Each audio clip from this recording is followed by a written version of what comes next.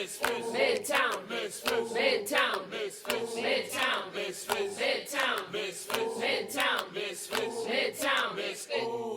Midtown. Hey. Hi. Hello. Welcome back, Misfits, and welcome back to a new episode. Today, it's my favorite. We're starting a new series.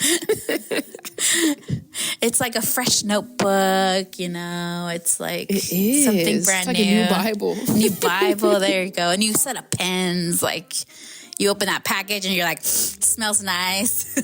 Oh, man. It's got That's that how we new feel car about a new smell. series, guys. I know. It's a little weird, but we're excited. Yeah, it is. We're very excited. We're excited about every episode, but there's something about a new series that's like, oh, man, we made it again. Like, we got there. Right, we got more stuff to say. We actually came into agreement into what we wanted to talk about. Yeah, that's always a good feeling. Great. It is. It's just the feeling of success. Yes.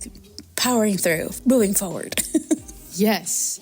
So today we are starting a new series and it's called Bamboozled. Bamboozled. Yes. The name sounds fun, but what these people went through was definitely not fun because they were the ones that were bamboozled by someone else. Yes. And we just want to clarify, like, we obviously mean bamboozled, like you're being lied to or deceived. Just, it sounds fun, but it's really not. It's really not.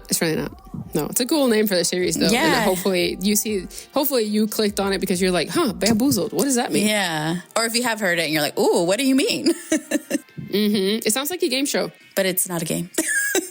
No. It sounds like a bad game show. Like a bad game. If it is a game, it's a very bad one. Exactly. It could be like a testimony YouTube channel, Bamboozled. Yeah. And it's like how the devil bamboozled you and now you're saved. Yeah, there you go.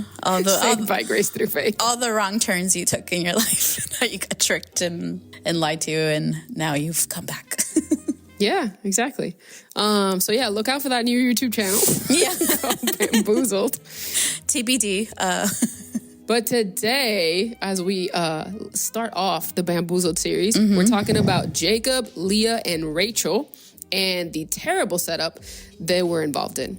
You already know, it's 3 people, so obviously it was messy. Yes. Like, it wasn't a one-on-one thing. There were, There are so many people involved in this. And yes, there are so many people involved. Actually, yeah, it's definitely more. These are the main characters, but yes, definitely more involved. Yes, exactly. So yes, please hold on to your socks because this is about to be a crazy one. Crazy, yes. And we hope that you enjoy the ride. And because we were enjoying putting this episode together, so hopefully you enjoy it all the way through because it's about to be a roller coaster. Yeah, so join us. Yes. So we see this very complicated story starts in Genesis 29. And before we get into it, though, we have to give you background story to explain how Jacob meets Rachel and Leah in the first place. Yes. Because we can't jump to Genesis 29 if you haven't read in a while what happens before. So we're going to give you some context because we really just we all got to be on the same page. We need to set this up so you know where these people are coming from, right? You can't just jump in because we want you to know what happened, what happened before so you understand the situation. Exactly. So here we go. This is the context piece of the episode. So Jacob is the son of Isaac, and Isaac is the promised son of Abraham and Sarah. So we're going to take it all the way back to Genesis 24 and give you a very brief overview, a very brief and paraphrased overview. Yes. So we're on the same page, and then we'll go back to what we're actually talking about, which is Genesis 29. So when we mention God is a generational God, we see that prime example in the statement, he is the God of Abraham, Isaac, and Jacob. And I just put this in here because I don't know if people know what this means. Mm-hmm. Like, it sounds real good, but we don't know if everyone knows what this means. So let's briefly talk about it. So I was going to say, no, you do see it often. So if you didn't know, it's good to get a little more understanding on it. Yes. So this statement shows us that, yes, he is a generational God, but it also gives us a glimpse of the genealogy. And just a brief explanation of what this even means. So Abraham is the father of Isaac. And then Isaac is the father of Jacob, and then Esau, who we're going to talk about shortly. So what it means that he's the God of Abraham, Isaac, and Jacob is that he is a generational God. So he is the God of all of these men. All of these men, one fathered the other, and of course the other one is the grandchild of the other, and so on and so forth. And Specifically, it means because, and we've talked about this in previous episodes, there were so many little g gods at the time that this particular god, the god, had to be distinguished from all the other gods. Yes. Because if you just said God, people didn't know who you were talking about. So you had to say the living God or the God of Abraham, Isaac, and Jacob. Because if you just said God, it could have been Molech, it could have been Baal, it could have been Asherah, like it could have been anybody. Right, yeah.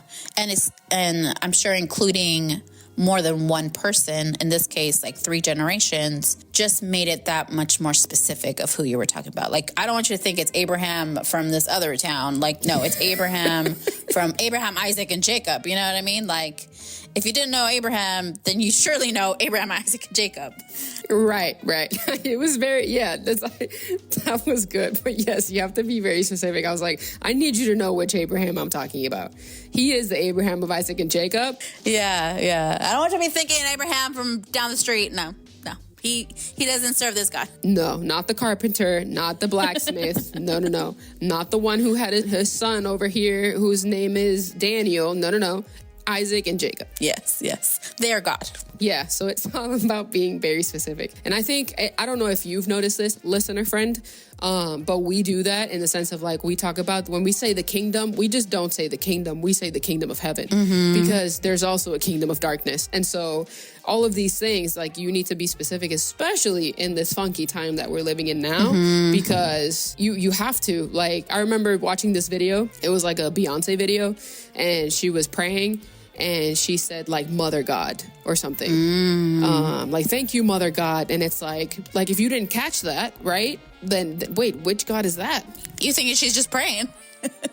Yeah, exactly. So we got to be real specific. Yeah, and you know, again, like Satan is deceitful, and he's gonna use things that are godly and try to twist them and make them kind of his own in this world. So we have to be careful how we use them and how we say things. So just a little side note there. Yes. So having said that, back to Genesis 24. So here we see Abraham wants to find a wife for his son Isaac, and he sends his servant back to his hometown to get him a wife, and that is how he marries Rebecca. Like we said before, this is very much like Cliff Notes version. You please go to Genesis 24 to read all of it, because there's actually a lot that goes into it. This is very shortened. Brief summary. So now they're married, and in the later part of Genesis 25, we find out that Isaac and Rebecca have twin boys, and they name them Esau, who is the oldest, and Jacob, who is the younger. Again, there is a lot that goes into Esau and Jacob's relationship, but suffice it to say, they have a very tumultuous relationship. So if you want to find out about that, read the chapter, but yes. Yes. I would just read all of Genesis. Genesis is like amazing. And we can do an episode about Esau and Jacob for sure, but it's awesome. So in Genesis 25 and 27, we see a picture of who Jacob was at the time, where in a moment he takes his brother's birthright in a very shady trade, and then he steals his firstborn blessing from his father Isaac. Crazy. But we're going to keep saying this throughout the episode. Please know there is a lot in these chapters. Yeah. And so we recommend that you read all of them to understand the entire story. But anyway, since Jacob steals the blessing, his mother is now concerned that Esau is going to take revenge. So he tells him to leave and go stay with her brother Laban in Haran, which was a whole nother place. Yeah. I think I read it was like 300 and something miles, like days of travel. So this wasn't like, hey, go to the next town. Like, this was far. Right. Yeah. Yeah, take a sojourn, okay? Yeah. I will see you in a couple of years. Like, she was really concerned. She was. And if I'm not mistaken, because we were, when we were preparing for the episode, I reread it, and it was like, she said something like, go stay with my brother Laban for like 3 days. Of course, it wasn't 3 days, but that's what she thought was gonna, she's like, just 72 hours, we'll be fine. But maybe she was thinking about the travel time too. Like, hey, it's gonna take you a few weeks to get there, and then the few days that you're gonna stay there. By the time you come back, everyone's like, forgotten I'll see you everything. in 3 months, right? Yeah, that's true. I forgot about the travel time. It's different travel time than we have now. Yeah, exactly. We walk in, riding donkeys. Mm-hmm. So his mom comes up with this idea, and I need you to read the story because I need you to know her intricate role in this story, because she had a lot to do with it. Very involved. Yes. But to make this happen, so it was her idea for him to leave and go stay with her brother or whatever. But to make this happen, she lies to her husband, Isaac, and she says, Esau's marrying all these like Hittites, and all these Canaanite women, and I can't stand them.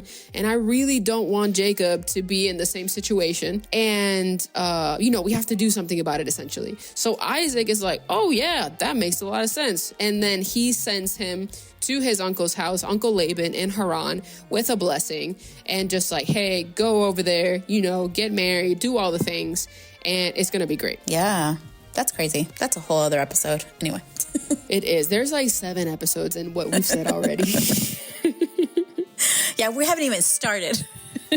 Exactly. Literally, this is just all background information. But yes, here we are. You're all caught up.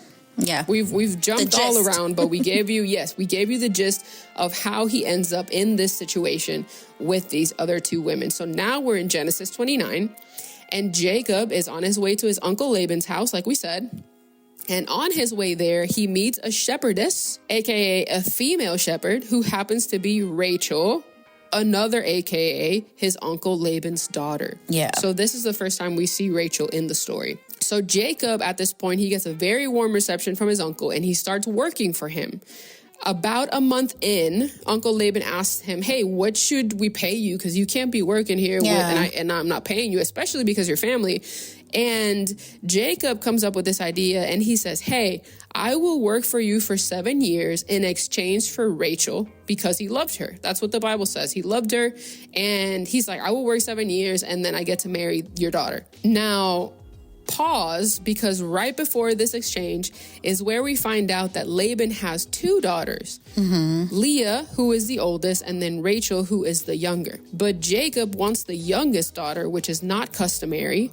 However, this is what Jacob wants, and Laban agrees to it. Right. So there is like an understanding that there's a custom in place, but when Jacob presents this to Laban, he seems to be fine with it. He's like, oh, okay. Yeah, no, that's cool. We can do that. Yeah. So when we're reading the story, everyone seems to be on the same page. And you're like, man, this is going to end very well. This is going to be great. I'm so glad he's going to get the girl, work for his future father-in-law, all that good stuff. So, yeah. Yeah. And I'm sure he didn't expect to go there and find a wife. Although technically that's why he's there. He's literally just a fugitive. That's true. Like his dad blessed him, and he's like, go do this other thing. So that's interesting, because it was like, it's like a background story. He's like a fugitive looking for love. Yeah. Like that's not his primary concern, but it did happen. So that's so funny. Oh my gosh. So after the 7 years, right, he's been working, he's doing the thing. Jacob comes to Laban, and he comes to collect his wife. He's like, hey. He's like, I'm ready. Yeah, I've worked for you for 7 years. He was doing the tally marks. I'm ready to collect my wife. Like his little calendar on the wall. Counting down the days. 572, 571. Yeah, that's a long time too, to be honest. It really is. I'm sure there's cultural context behind this 7. We know that 7 in the Bible has a very significant meaning, but the fact that he wanted to work 7 years, and it's the number that came to him, or that he decided, I'm sure there's a lot more into that. But anyway, so 7 years, he's like, okay, I'm ready for my wife. So Laban prepares everything, as was customary. He has the wedding feast, and everything seems awesome, super normal. Everyone is celebrating. It's amazing. And when Jacob is going to sleep with his wife for the first time, Laban sends in Leah into the room instead of Rachel. Gasp. Laban fully bamboozles Jacob, and Jacob doesn't find out till the morning. And it's interesting because Jacob's been bamboozling people since he was born. Right. We gave you a very brief story about that, but yeah, he bamboozled his family as well. And then, after all these years, he leaves, he finds somebody that he loves, he wants to marry her and all these things. Now he gets tricked in a terrible way, mind you. We are not condoning the trickery. It's just interesting to see the parallels about how what he was doing now kind of gets done to him. And it seems in the worst way. Yeah. So it kind of comes back at him. And yeah, he does not see this coming. So, of course, he's upset. And so in the morning, of course, Jacob wants to confront Laban, like, hey, what's the deal? What's going on? So Laban says, and for this, we're going to give you a word for word from the Word of God. It says, in verse 26 through 28, it says, "It's not our custom here to marry off a younger daughter ahead of the firstborn," Laban replied. "But wait until the bridal week is over. Then we'll give you Rachel too, provided you promise to work another 7 years for me." So Jacob agreed to work 7 more years. A week after Jacob had married Leah, Laban gave him Rachel too.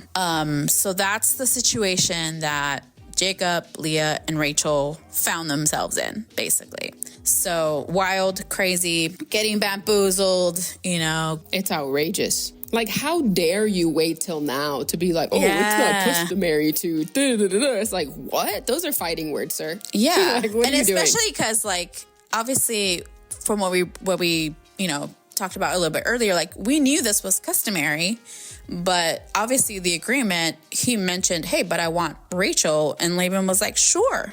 Right? So, like, kind of being like, oh, we understand what the custom is, but we've made an arrangement, which, you know, I feel like as head of household, he probably could have done, right? But he had other plans. Yeah. And the fact that they were family, you know, maybe he was like, oh, you know, this is not customary, but we're family. I will make an exception for you because you are my sister's son or something, you know? Something like that, yeah. But no, he ends up tricking him, you know, lying to him and giving him the firstborn and then being like, well, just work another 7 years and you can have Rachel too. Yeah, which is crazy. Before you go on, I just needed to say this. I wonder... because it was 7 years, right? That was a very long time. Like, at what point in the 7 years did Laban think up this plan? Or did he know it all along? Right. Was it like from the beginning? Or was it towards the end where he's like, you know, what am I going to do? What if Leah never gets married? Oh, usually, you know, the younger doesn't get married to the older. What if she gets married first and then no one wants Leah? I have to take care of her too. Or whatever his motivations were. Yeah, his thought process was, yeah. Because I'm thinking, I mean, we see later in the story that he really liked how Jacob worked. Like, Jacob was always, like, blessed, and you can tell. Yeah. And he was like, I need this man close to me. Kind of like a Abraham Lot situation. Yeah. So, I don't know. That's just interesting to think about. Like, when did you concoct this plan, sir? Yeah, no, that's a good point. I really hadn't thought about that because... Jacob really did bring him a lot of wealth to his family, and maybe thinking, if he didn't think about it before, if this wasn't something that he thought of, you know, initially to, you know, trick him, I wonder if it was something that towards the end he was like, I don't want to lose this guy because, you know, he's going to be married and now he can easily just take his share and leave. And what's something I can do to keep him here that's still within my rights, you know, still within, you know, without me getting in trouble or, like, you know, something like that. So yeah, he finds the loophole. He does. He creates the loophole. He creates it and then goes right through it. So yeah, it's pretty crazy. So there's a lot of things we can kind of look into that. But we're going to get a little teachy on this story anyway. So first, let us say there's just a lot of manipulation, as we can see here. There's a lot of lying in this story. It's pretty outrageous. And at the same time, it makes a lot of sense, right? Like, we look back at how, like, Abraham, we look at Abraham and he had a generational pattern of lying as well. So even within his genealogy, a lot of the men in the family lied. They tried to, like, you know, switch things around or do things on their own way. So in this story, it seems like Jacob is being taught a lesson, you know, like he's been doing this. He has been lying and tricking people in his family. And now other men are doing it back to him, right? Like, it's kind of coming back to him in a way, or just the patterns are obvious, not just within him, you know, other men in the family also do this. Right. We also see some lying and manipulation from the women's side. So we're not trying to excuse them. We don't know the degree of what, you know, their knowledge of this plan was, but, you know, we also don't read anything about them saying something to maybe try to stop the situation or whatever. So we're not trying to excuse it or anything, because I feel like there had to be some kind of degree of them going along with this situation, right? Yeah, especially Rebecca being Laban's sister. And they're both, you see them both in this story being real, like, manipulative and they're lying and they're kind of like, so it's like, it's very interesting because you see it on both sides. You see it on, like, Isaac's side and then on Rebecca's side. That's true. Yeah. Yeah. The mom had a lot to do with Jacob's story, even before he got to where Laban was. So now in our cultural context, being bamboozled this way just sounds crazy. Like this seems very like, how could this even happen? Like, it just seems out of the, out of our like imagination, or like, how could this be? But here, in this time that they're living in, the culture and the marriage was very different, right? And so marriages were arranged. People didn't, date or find each other on Bumble or whatever. Sometimes they only saw each other or knew about each other. They didn't necessarily get a chance to date, like, go out for coffee, that kind of thing.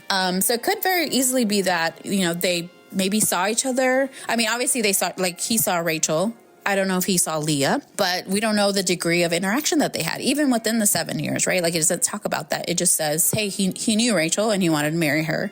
But aside from that, like, we don't know what happened in those 7 years and how much interaction there was during that time. So it's very possible, that this could happen because, they maybe didn't see each other, or he wasn't very familiar with how they were. So it's kind of crazy. Mm-hmm. But definitely more plausible than like today. So we did find some reasons that can give us some food for thought as to maybe why Jacob didn't realize that he was with the wrong woman, he had slept with the wrong woman, and that this had happened to him. So we're going to go through some of those, just kind of talk about him. So the first one, the Bible does say that it was evening, that it had been evening. So it could have been too dark. Right? We see in Genesis 29:23 that it says when evening came. So it looks like Laban could have purposely waited till it was dark, right? To bring Leah so that he couldn't really tell who she was, because he wanted to make sure like they couldn't see each other. And, remember, this was pre-electricity. So they might have had a candle or two, but it wasn't like you could see each other. So he could have done something to prolong it. So it was evening and they couldn't see each other and he couldn't tell it was her or not. It could have also been just customary to like consummate the marriage afterwards, like after everything happened, like the feast and the party and the dinner and all that stuff. And of course, if it's a whole day event, by the time, you end the day, it's evening time. So it's already dark. So that could have very well been a factor in why he didn't recognize that it wasn't Rachel, and how Laban was able to trick him. 2, Leah could have been wearing a veil, right? A veil, an ornate bridal clothing, could have aided in deceiving him. It could have been something that they used to, hide her face so that they didn't know that it was her. And that he didn't notice that he was actually marrying Leah instead of Rachel. So, it could have been some elaborate bridal clothing that she had on, a veil, something covering her face. And he just didn't notice it because he wasn't maybe allowed to see her until they were alone together. Yeah. And I think this one, the veil, in addition to the darkness, I was like, man, I can see that. Yeah. Or not see that. Maybe not one by itself or the other, but I was like, if you do both, I was like, man, I can see how that would be difficult. Or even if it's really dark, it makes me think of the parable of the virgins, like with the lamps, they had lamps for a reason, right? So the groom could find them and all this other stuff. Mm-hmm. But I'm like, if you didn't have a lamp because now you're married and it's like the whole thing, and then you just really can't see. Yeah. You're just like, we're going to meet here and that's it. And it's gonna happen. It. Yep. Yeah. So that's very much, So it could be one or two or both combined, right? We don't know. And it could be several of these things, right? So as we're going through these, it's not necessarily one thing or another. We're just kind of taking some context clues and that kind of thing. So another thing that could have been is that there were similarities between the sisters, right? It's possible that Leah and Rachel did look similar, whether that's in height, weight, color, like that kind of thing. And again, if she was wearing certain, clothing, whether that's the veil or anything else, it might have, hid some of the more significant features or distinctive features of each other.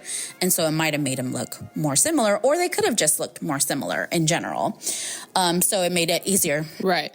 Assuming that he had enough information about both of them to even put all this together, right? We were talking about the whole arranged marriage sort of thing. Like, this man could have met her one time and been like, wow. And then he could have not seen her again for the 7 years, right? Yeah. Like, who knows the situation? But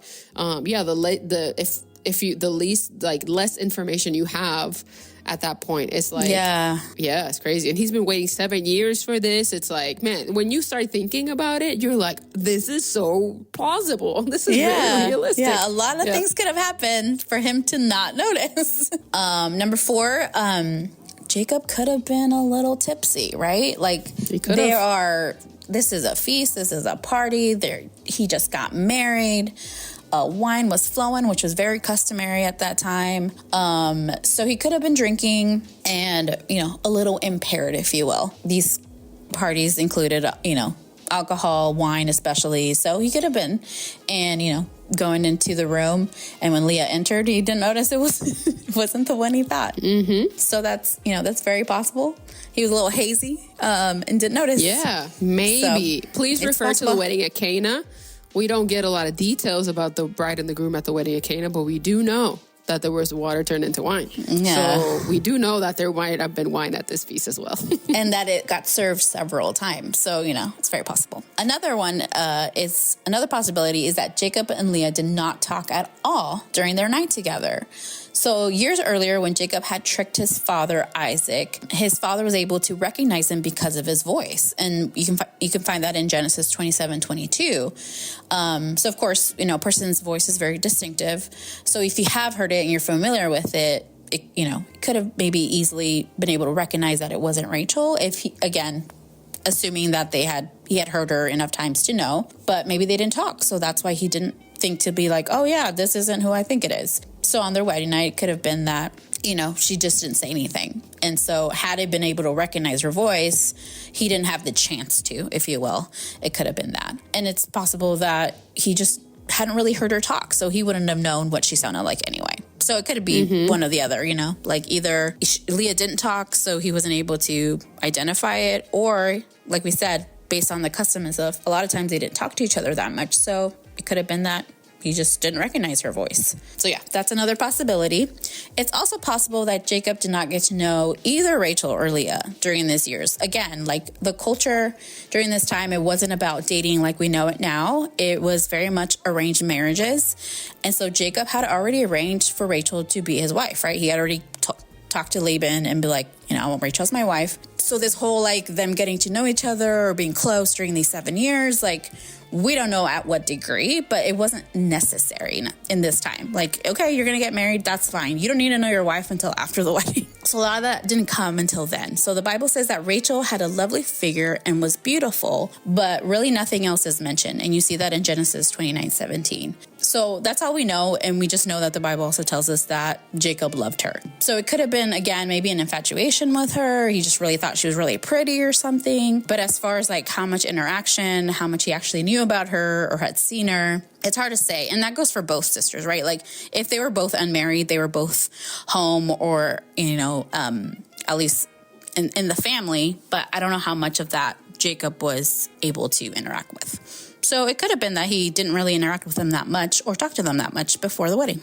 And then the last one is it's possible that Jacob was not the only one that Laban fooled. And this could be that maybe Leah and Rachel didn't know the situation. We're thinking maybe they were aware that, hey, Leah needs to get married first, but it's possible that neither of them knew. Maybe Rachel had been told, hey, you're going to marry Jacob. Cool.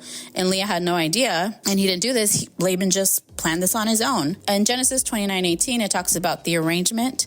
And Leah assumed that it could be that Leah assumed that according to custom, that because she's the older daughter, she was to marry Jacob that night. So again, that could have been it too. He could have made the arrangement with Jacob and be like, sure, you can marry Rachel. But because the custom was that they marry the oldest, the whole time Leah could have thought, this is the guy I'm going to marry. Hey, we're going to have a wedding. Jacob's going to marry into the family. Cool. It's going to be, Leah maybe thinking it's going to be me because that's what we do. So it could have been that, Leah had no idea that Jacob was expecting Rachel. And it really wasn't her. So imagine Leah's shock and sadness when Jacob wakes up upset about having married her and then reveals to her that he's been working 7 years for her sister. So this could have been, the night of the wedding. She's very excited. Yay, I have a husband now. And then she wakes up and he's like, what are you doing here? I'm like, what do you mean, what am I doing here? I'm your wife. No, it's supposed to be Rachel. Wow. That could have been a very big shocker. Yeah. I think this is the one that made me the most upset. Yeah, for sure. Because it just like, okay, like Laban could have not only tricked Jacob, he could have also tricked his daughters, or he could have tricked Jacob and then his daughters were involved, or one of them was involved. Like we just don't know, but just there's just so much. And it's really, of course, God turns it around and then they have children. Yes. And then, you know, of course, they're children of promise and in the tribes, and it's amazing. Yes. But the beginning of this, very tumultuous. It's kind of sad because you don't really know how people's feelings were involved, how they were hurt. We do know Jacob was probably outraged, and we don't see any of his emotion in the story, which is a downfall. Yeah. Because I'm like, he must have been so mad. Right. Although, to be fair, he ended up with Rachel anyway a week later. So how mad was he?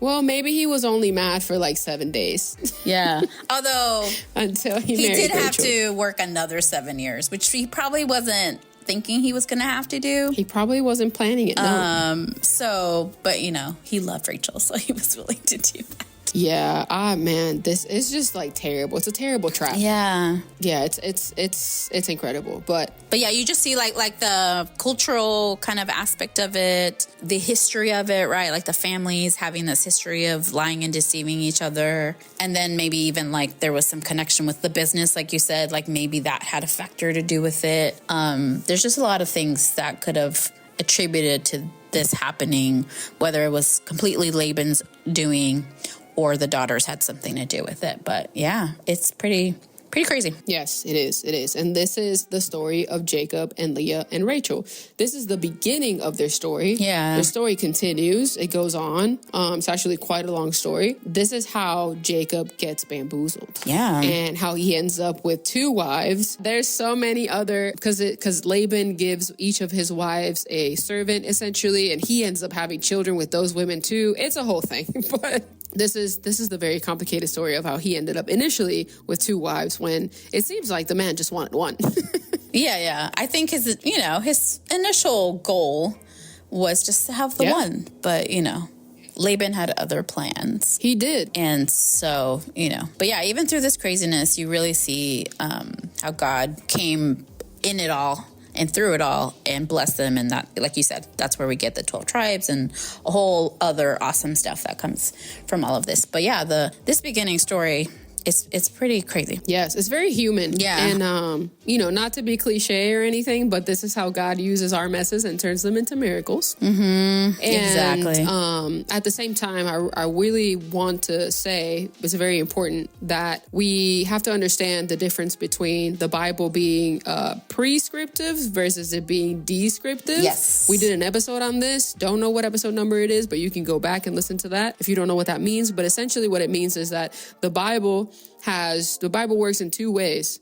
It describes something that's happening, which is what's happening in this story where Laban has 2 wives and eventually gets more wives and all this stuff, which is the Bible describing something. And then the Bible has prescriptive things, which is when it's telling us to do something, which is then the 10 Commandments, the laws in the Old Testament, the teachings of Jesus, all of those things. That's him telling us to do something. This is just him describing a situation and what these humans were doing at a particular time. So just because this is in the Bible, it doesn't mean that God condones like polygamy or any of the trickery and any of the crazy things that are going. Bamboozling. Yeah, he does not condone bamboozling. No. But yeah, we wanted to talk about this story because it really is it's a rough beginning. Well, Jacob's whole life is like really a rough beginning, but it's how God turns it around and then uses it for good. And then later we see him making peace with his brother and so many things. But this is the bamboozled. This is the switcheroo. It is indeed. But yeah, there is 2 points to this story, to this episode, right? Number 1, the homie gets bamboozled and it's crazy and we have to talk about it. Yes. Number 2, God can take any mistake and work it out for your good and ultimately for his glory. Yes. Yes, absolutely. So as crazy as you might think your life is, know that God used Jacob's story and turned it around. Yes. And so he can turn your story around. I've really messed up. Have you heard about Jacob? Mm-hmm. Have you heard about Laban? Have you heard about Laban? His whole family. Yeah. Let me tell you a little story. Yeah, man. You are never too far from God's redemption. Yeah. You are never too far. But yeah, that's what we'll leave you with. We hope that you enjoyed this episode. We hope that you learned something today and enjoyed learning about the story. We hope that if you've never read the story or if you haven't read it in a while, that you go back and peruse it so you can get all the details. And, our prayer for you is that the Holy Spirit just reveals more stuff to you and you get more details and stuff that you can apply into your own life. And again, see that like everybody in the Bible, you're just not far from God's redemption. And in an instant, your life can change. You will be saved. You will be redeemed. And then the journey begins. Yes. So we hope that you enjoyed this episode. As always, this is Fran. This is Yadi. We are the Midtown Misfits, and we will see you next week. Bye.